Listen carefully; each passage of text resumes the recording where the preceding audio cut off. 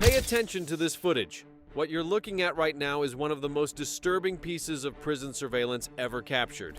There, in the center of that circle, wrapped in heavy chains like some kind of medieval prisoner, that's Vincent the Hammer Castellano. Count the guards surrounding him. 32 armed corrections officers, every single one of them keeping their distance. Look at how they're holding those batons, how their hands are trembling. Now watch his eyes. Empty, cold, like he's not even human anymore. This footage was taken exactly 17 minutes after Castellano killed 5 people inside Irongate Maximum Security Prison using nothing but his fists. And what you're about to hear is how a man already serving 3 life sentences became the most feared killer in American prison history. You know that moment when you realize someone isn't quite right? Like there's something fundamentally broken inside them that can never be fixed? The staff at Irongate Maximum Security Penitentiary in Nevada had that feeling about Vincent Castellano from the day he arrived in March 2009. But having a feeling and knowing what someone's truly capable of, those are 2 very different things. Vincent Castellano wasn't born a monster. At least, that's what his childhood neighbors in Philadelphia would tell you. He grew up in a working-class neighborhood, played high school football, worked construction with his dad on weekends. Sure, he was bigger than most kids, already 6'7" by his sophomore year, but big doesn't mean dangerous. It just means big. The transformation happened slowly. After high school, Vincent worked as a bouncer at various clubs around Philly. That's where the violence started creeping in. A few assault charges here and there, nothing that stuck. Then came the steroids, the obsessive weightlifting, the paranoia that comes with pumping your body full of chemicals it was never meant to handle. By his 30s, Vincent Castellano had become something else entirely. 320 pounds of solid muscle, with a temper that could flip like a light switch. But even knowing all that, nobody could have predicted what happened on that frigid February morning in 2007. Vincent's wife, Angela, had asked him for a divorce. Simple as that. She wanted out of the marriage, wanted to take their 2 kids and start over somewhere safe. Vincent's response was to beat her to death with his bare hands in their kitchen. When her brother Marco burst through the door after hearing the screams, Vincent killed him too. Same method, just his fists, crushing bone and flesh like it was nothing. And when Officer Daniel Chen showed up responding to a neighbor's 911 call, Vincent met him at the front door and killed him with a single punch to the skull that drove bone fragments into his brain. The whole thing took less than 4 minutes. The trial was a media circus. Everyone wanted to know how one man could be so devastatingly violent. The prosecution painted him as a calculated killer who knew exactly what he was doing. The defense tried to argue steroid-induced psychosis, diminished capacity, anything to avoid 3 consecutive life sentences. None of it worked. The jury took 90 minutes to convict him on all counts. Vincent Castellano was going away forever. Irongate Maximum Security Penitentiary sits in the desert outside Las Vegas like a concrete fortress. It's where Nevada sends its worst. Murderers, rapists, gang leaders, the kind of inmates who've proven they can't function in normal society. When Vincent Castellano arrived in chains in March 2009, the warden made something very clear to the staff. This man is different. Extreme caution at all times. For the first 3 years, Vincent was a model prisoner. And I know that sounds strange given what he'd done, but inside those walls, he was quiet. Almost eerily so. He never spoke unless spoken to, never caused problems, never got into fights. He just existed, moving through his daily routine like a machine following its programming. Wake up, eat, exercise in the yard for hours, eat again, sleep, repeat. The other inmates gave him a wide berth. When you're 6'8" and built like a tank, when everyone knows you killed 3 people with your bare hands, people tend to leave you alone. The guards called him the hammer behind his back, but to his face, they called him Castellano and nothing else. Respect born from fear is still respect. But here's the thing about prison. It's a pressure cooker. You take violent men, strip away their freedom, cram them into tight spaces with other violent men, and eventually something's going to explode. It's not a question of if, it's a question of when. Vincent spent his days in the exercise yard doing repetitive, obsessive workouts, push-ups by the hundreds, pull-ups until his hands bled. He'd found these old concrete blocks in the yard and would lift them for hours, his face blank, sweat pouring down his scarred body. Other inmates watched from a distance, whispering. Some said he was training for something. Others said he'd just lost his mind completely, and exercise was the only thing keeping him from snapping. Lieutenant Marcus Webb had been working at Irongate for 15 years by the time Vincent arrived. He'd seen every type of inmate you could imagine. Career criminals, gang members, serial killers, you name it, Webb had dealt with it. But something about Castellano bothered him. It was like watching a bomb tick down, except you couldn't see the timer. He never made eye contact, Webb would later tell investigators. Most inmates, even the dangerous ones, they'll look at you. Some kind of human connection, even if it's hostile. But Castellano? His eyes just looked through you, like you weren't even there. The prison psychologist, Dr. Sarah Chen, evaluated Vincent every 6 months as part of his mandatory mental health review. Her notes painted a disturbing picture. Castellano showed no remorse for his crimes, no emotional response to discussions about his wife or her brother. When asked about killing Officer Chen, Vincent's response was clinical. He was in the way. I removed the obstacle. Dr. Chen diagnosed him with severe antisocial personality disorder with psychotic features. Her recommendation was permanent segregation from the general population. The prison administration denied the request. Budget cuts meant they couldn't justify keeping an inmate in solitary without concrete evidence of ongoing danger. Vincent hadn't caused any problems in 3 years. On paper, he looked like he was adjusting to prison life. The fact that he was a walking time bomb? That was just speculation. Here's what made it even more horrific. People saw it coming. Not the specific incident, but something. Officer Rebecca Martinez had worked Vincent's cell block for 2 years. She noticed the change in early January 2012. His exercise routine became more intense, more frantic. He stopped sleeping properly. She'd do her rounds at 2 a.m. and find him doing push-ups in his cell, his breath coming out in rapid bursts, his eyes wide open but seeing nothing. He was winding up, Martinez said later. Like watching a spring compress tighter and tighter. You knew when it let go, someone was going to get hurt. On February 8, 2012, Martinez filed an incident report expressing concern about Castellano's behavior. The report sat on Lieutenant Webb's desk for 3 days. He planned to review it after the weekend. He never got the chance. February 11th, 2012 started like any other day at Irongate.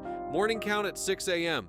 Breakfast service at 6:30. The cafeteria at Irongate was a large open space that could hold about 200 inmates at a time. Guards positioned at every corner, cameras covering every angle. On paper, it was secure, but security is only as strong as the weakest moment. Vincent Castellano sat at his usual table in the corner, eating his breakfast in silence. Oatmeal, 2 pieces of toast, an apple. Always the same meal, always the same table, always alone. Other inmates had learned to leave at least 2 tables distance between themselves and the hammer. Tommy Switchblade Rodriguez didn't get the memo. Or maybe he did and just didn't care. Rodriguez was new, transferred from another facility just 6 weeks earlier. He was a gang enforcer, used to being the toughest guy in the room, used to getting respect through intimidation. When he walked into that cafeteria that morning with his tray, he looked around and saw Vincent sitting alone at that corner table. Big guy, sure, but sitting by himself like a chump. What happened next would be captured on 4 different security cameras from 4 different angles. The footage would be analyzed frame by investigators, psychologists, and law enforcement trainers for years to come. Rodriguez walked up to Vincent's table and set his tray down. Vincent didn't look up, just kept eating his oatmeal, methodical, each spoonful exactly the same size. "Yo, big man," Rodriguez said, sitting down uninvited. "This my table now. You got a problem with that?" Vincent paused, spoon halfway to his mouth. Then he set the spoon down carefully, precisely, and finally looked up at Rodriguez. And in that moment, everyone who was watching the security footage later said the same thing. You could see it in his eyes. Something switched off. Or maybe something switched on. Either way, Vincent Castellano wasn't there anymore.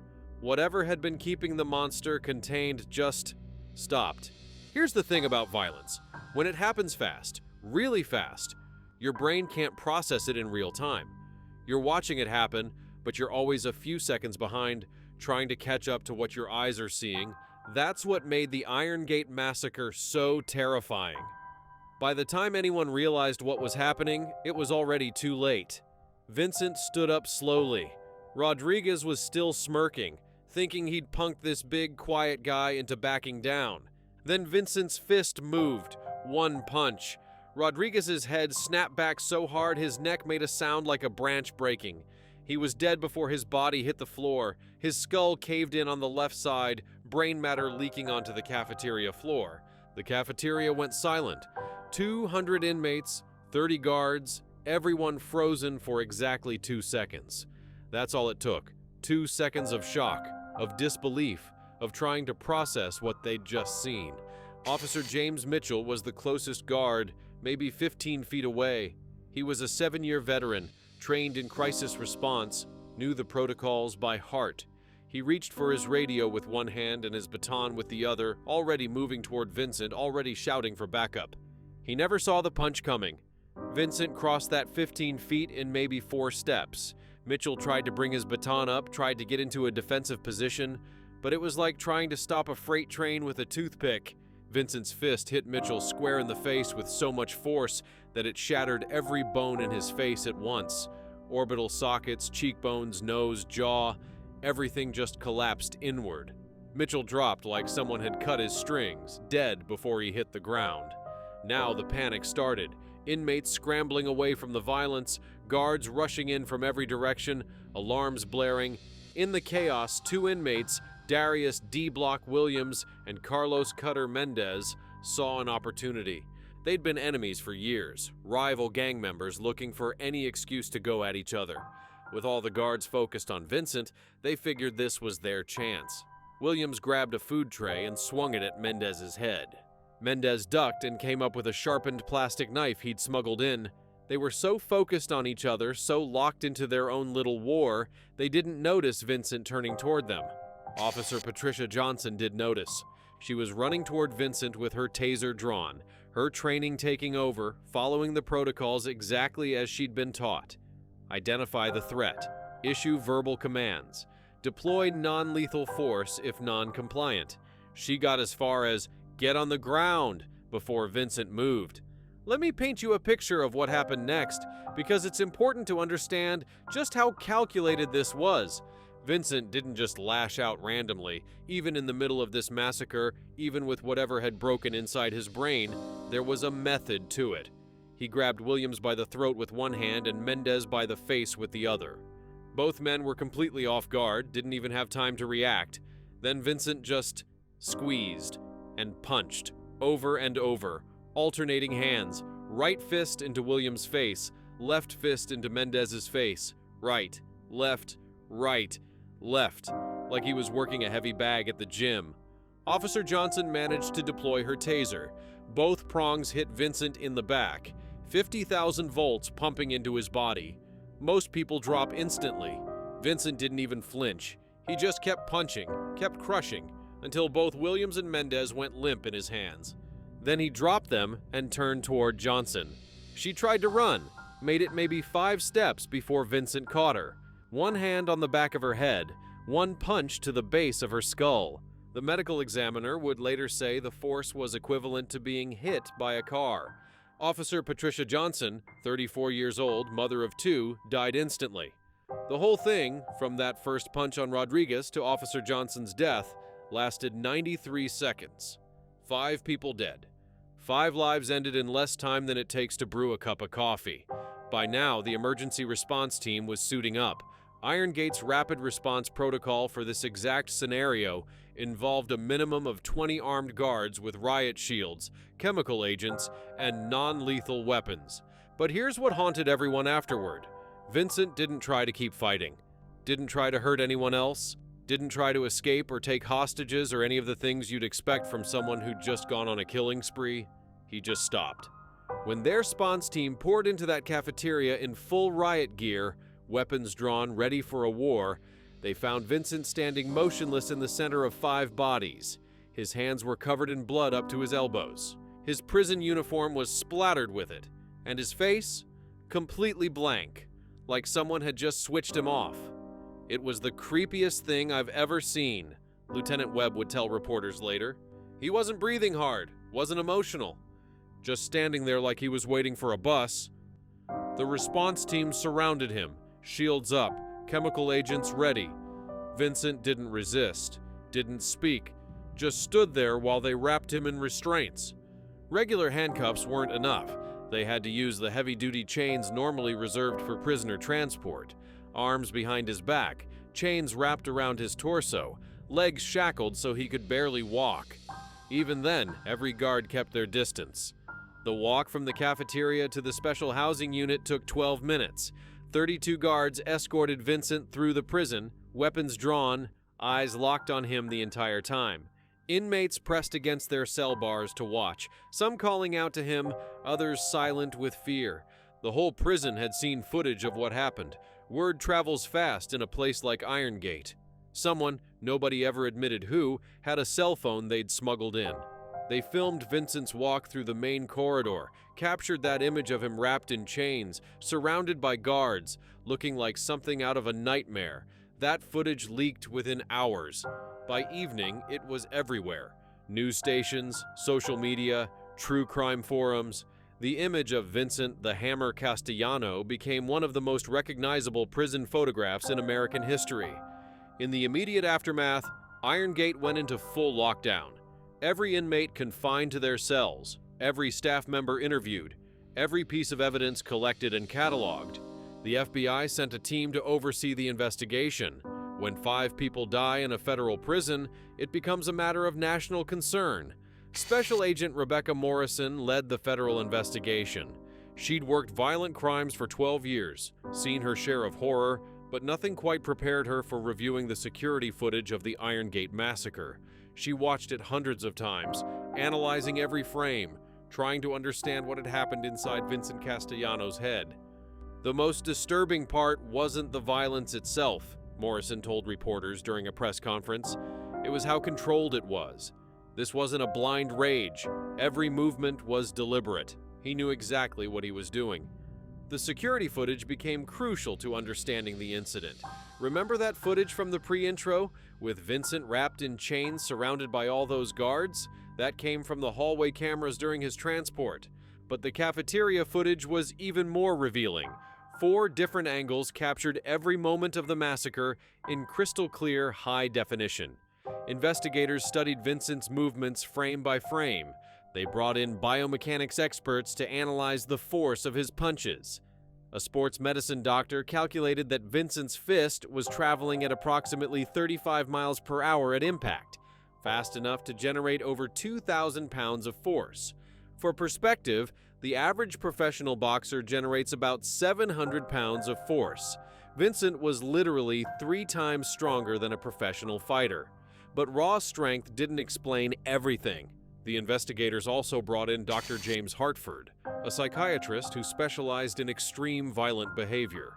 After reviewing all the evidence and interviewing Vincent for hours, Dr. Hartford reached a chilling conclusion. Vincent Castellano had experienced a complete psychotic break, triggered by what psychiatrists call loss of perceived control. In prison, inmates have almost no control over their environment, Dr. Hartford explained in his report. For someone like Castellano, who already had severe psychological issues, the feeling of powerlessness can build up over years. When Rodriguez sat at his table uninvited, it wasn't just a minor disrespect. In Castellano's fractured mind, it was the final violation of the last small piece of autonomy he had left. The investigation also revealed something that made everyone sick. This could have been prevented. Officer Martinez's incident report, the one she'd filed 3 days before the massacre, sat unread on Lieutenant Webb's desk. That report specifically stated her concerns about Vincent's deteriorating mental state and recommended immediate evaluation by the prison psychologist. 3 days. If Webb had read that report 3 days earlier, if Vincent had been pulled from general population and evaluated, 5 people might still be alive. Webb submitted his resignation 2 weeks after the massacre. He couldn't live with that knowledge. The families of the victims were devastated. Officer James Mitchell left behind a wife and 3 children. Officer Patricia Johnson's daughters were 8 and 11 years old. Tommy Rodriguez, despite his gang connections, had a mother who loved him and a younger sister who looked up to him. Darius Williams had been 2 months from his parole hearing. Carlos Mendez had just become a grandfather for the first time. 5 lives, each one unique, each one valuable, snuffed out in 93 seconds by a man who'd already proven he was a killer. The prison system launched an internal review of security protocols at Irongate. How did an inmate with Vincent's history remain in general population for 3 years? Why wasn't he in permanent segregation? What warning signs were missed?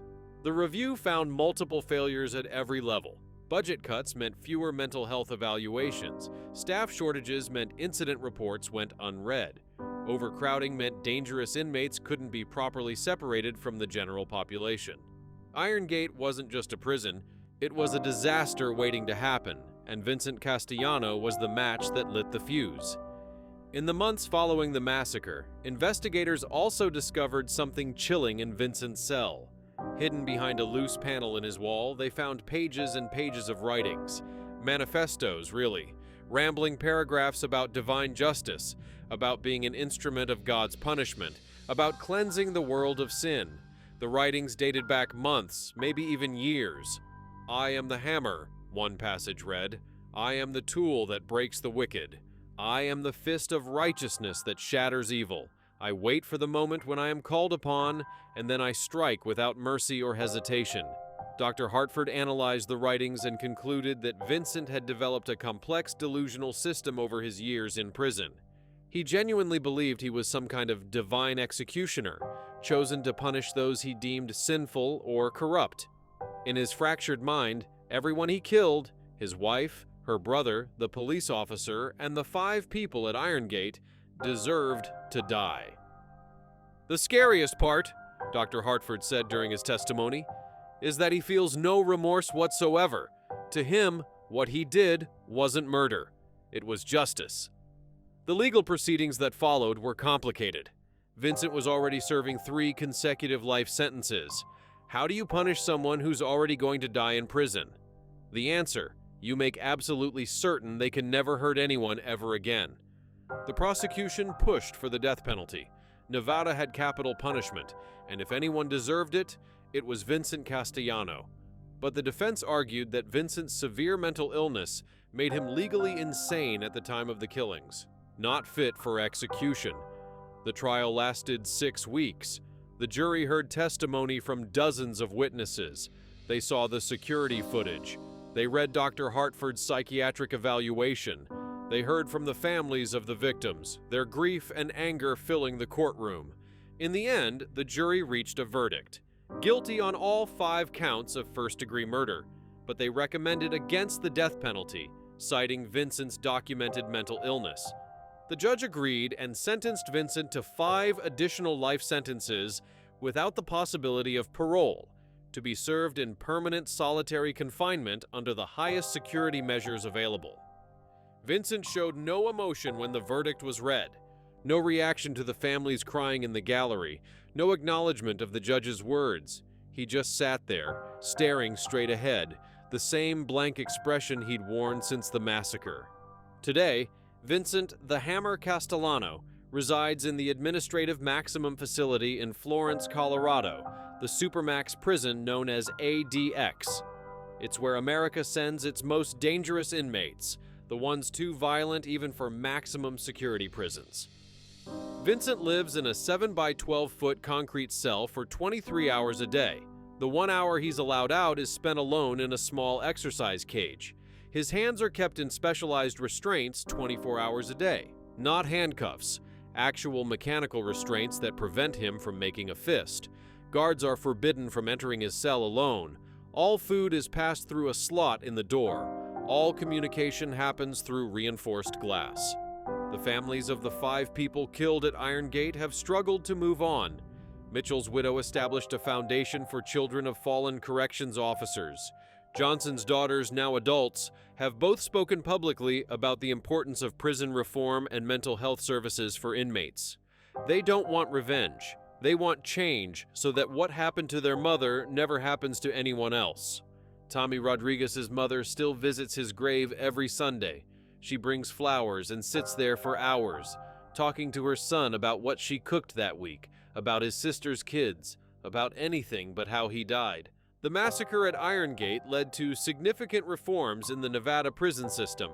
Mandatory mental health evaluations every 60 days for inmates with violent histories, increased staffing levels, better training for recognizing warning signs of psychological deterioration, an emergency response protocol that requires incident reports to be reviewed within 24 hours.